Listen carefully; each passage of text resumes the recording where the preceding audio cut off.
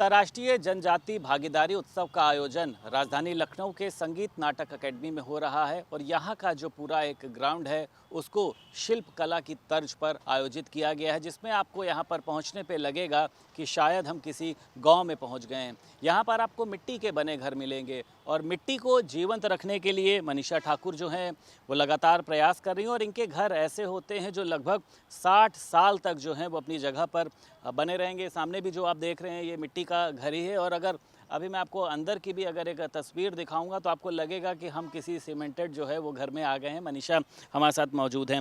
मनीषा, मिट्टी का घर जैसा हम लोग सोचते थे कि छोटे में बचपन में बनाया जाता था और पानी जब बरसता था तो वो गिर जाता था, लेकिन आप क्या ऐसा नया प्रयोग करती हैं जो 60 साल तक ही सही रहते हैं?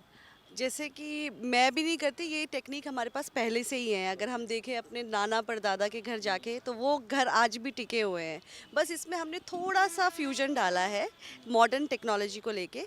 पहले क्या होता था कि थोड़ी लिपाई मेंटेनेंस ज़्यादा करना पड़ता था कि हम एक एक हफ्ते में लिपाई कर रहे हैं, घर की फर्श हो रहा है, दीवारों की। लेकिन इस पे हमने थोड़ा सा इसको फर्मेंट प्रोसेस में थोड़ा इसकी जो प्रॉपर्टीज़ है, जिसमें हम चूना, मिट्टी, गोबर, गौमूत्र, जितने भी बाइंडिंग प्रोडक्ट्स है उसकी जो प्रॉपर्टीज़ है उसको बाइंड करके 15 दिन तक हम फर्मेंट करते हैं और उसके बाद हम इसको यूज़ करते हैं। जिससे क्या होता है, एक तो वो अच्छे से बाइंड हो जाता है और जो हमारा मेंटेनेंस वाला धूल मिट्टी जो डस्ट निकलता था वो नहीं निकलता। तो इसकी थोड़ी सी टेक्नोलॉजी चेंज है, लेकिन प्रोसेस पूरा है जो हम पहले से हमारे दादा परदादा यूज़ करते आ रहे हैं। सबसे बड़ा मिट्टी के घर की अगर बात करी जाए, हाँ जी। कितने स्क्वायर फीट रहा होगा या उसकी कुछ मंजिल रही होगी, ऐसा अगर आपने कुछ बनाया हो कहीं पर? सर G+1 तो बनाया है। और एक्चुअली क्या है, सबको इसके बारे में बताना पड़ता है। पहले तो सबसे पहले सबके दिमाग में ये आता है, अरे मिट्टी है, कौन बनाएगा। पहले क्या होता था, गरीब लोगों के मिट्टी के घर बनते थे, अब शौकिया लोगों के घर बनते हैं ना। इसमें स्ट्रक्चर जो है, मैं आपको थोड़ा सा स्ट्रक्चर के बारे में समझाऊंगी। सबसे पहले हम सीमेंट की जगह चूना यूज़ करते हैं और चूना की property as compare to cement 1000 साल है। आज भी अगर हम एग्जाम्पल के तौर पे देखें तो हमारे जो किले हैं जयपुर, उदयपुर में, वो आज भी चूने से, उड़द की दाल से और मेथी से बनाए जाते थे, है ना। उसका मटेरियल हम यूज़ करते हैं फाउंडेशन में, जो कि वाटर प्रूफिंग का काम करेगा। कॉलम में भी हम रेता और चूने का यूज़ करते हैं।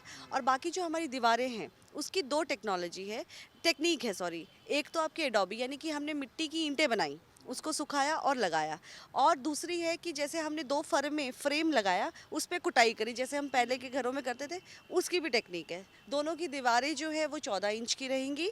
और डिपेंड करता है, जैसे हम 2 फ्लोर बना रहे हैं तो दीवारों को हम और बड़ा कर देंगे। लेकिन कॉलम हमारे उसी पे या तो हम कंक्रीट के कॉलम भी खड़े कर सकते हैं, या तो हम चूने और रेते के कॉलम भी खड़े कर सकते हैं। दोनों की स्ट्रेंथ स्ट्रांग है। हमेशा कितना पसंद आता है, क्योंकि मिट्टी की खुशबू तो मुझे लगता है सभी को, जो लोग रुकते हैं इसके हाँ जी। अंदर, वो कैसा फील करते हैं? सर मैं आपको एक चीज़ बताना चाहूँगी। जैसे हमारा कंक्रीट घर है, फॉर एग्जांपल हमने अपने एक कमरा बंद करके रख दिया, बहुत दिनों के बाद खोला तो उसमें बहुत पेंट की स्मेल आती है। ये आपको मिट्टी के घरों में नहीं मिलेगा, बिल्कुल भी नहीं, क्योंकि ये ब्रीदेबल हाउस है।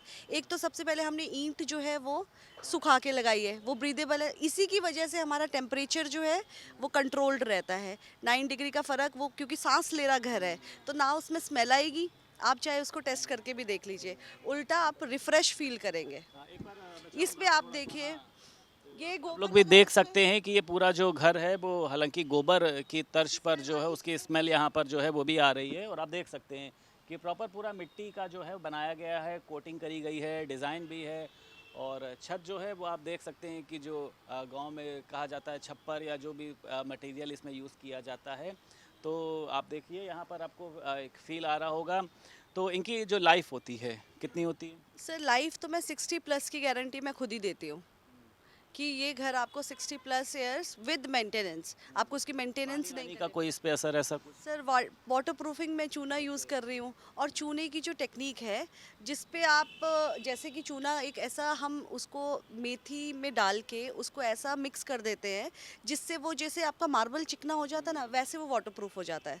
तो हमें वाटर प्रूफिंग की कोई प्रॉब्लम ही नहीं आती। चलिए, बहुत शुक्रिया। तो हमारे साथ मनीषा मौजूद थी, और साफ तौर पर मिट्टी को कहा जा सकता है कि जीवंत रखने के लिए घरों को बनाने का प्रयास किया जा रहा है, और लोगों को मिट्टी के घर बहुत पसंद आ रहे हैं, क्योंकि मिट्टी की अपनी एक खुशबू होती है, मिट्टी का अपना एक एहसास होता है। लखनऊ से वीडियो जर्नलिस्ट निखिल के साथ संदीप खेर, भारत समाचार।